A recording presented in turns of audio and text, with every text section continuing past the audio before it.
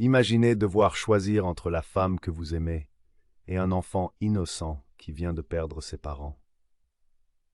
Les mots résonnaient, se prolongeant dans le silence de mon appartement désormais à moitié vide.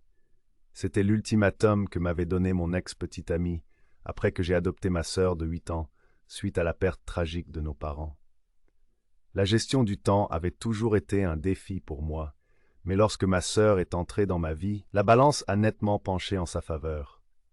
J'étais déchiré entre deux mondes, mais ma petite sœur avait besoin de moi. Ce que je ne réalisais pas, c'était que ma lutte créait une fissure dans ma relation. Les humeurs de mon ex-petite amie oscillaient comme un pendule.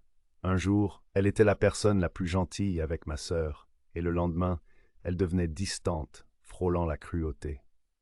Malgré de nombreux avertissements, ce cycle a continué jusqu'à ce qu'il se transforme en une dispute houleuse qui a brisé notre relation. « Tu ne m'aimes plus », m'accusa-t-elle. « Tu fais des préférences. » J'ai essayé d'expliquer que ma sœur avait besoin de plus d'attention. Mais alors que ces mots résonnaient dans mon esprit, ma frustration a explosé. « Fais tes valises et trouve un autre endroit où dormir », ai-je lancé dans un accès de colère. Ce fut la dernière fois que je l'ai vue. Quant à ma sœur, elle guérit. Elle n'est plus un fantôme, se cachant dans sa chambre toute la journée. Ses bavardages remplissent lentement l'appartement à nouveau, apportant avec eux un semblant de normalité.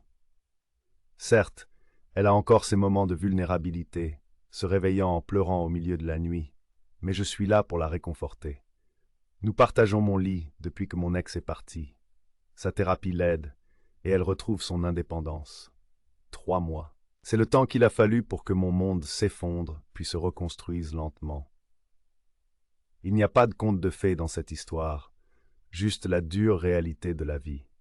Mais à travers tout cela, j'ai appris une leçon inestimable sur le manque d'empathie de mon ex et son mépris pour ma sœur en deuil. À tous ceux qui ont partagé leurs pensées et leurs mots d'encouragement, je tiens à exprimer un sincère merci.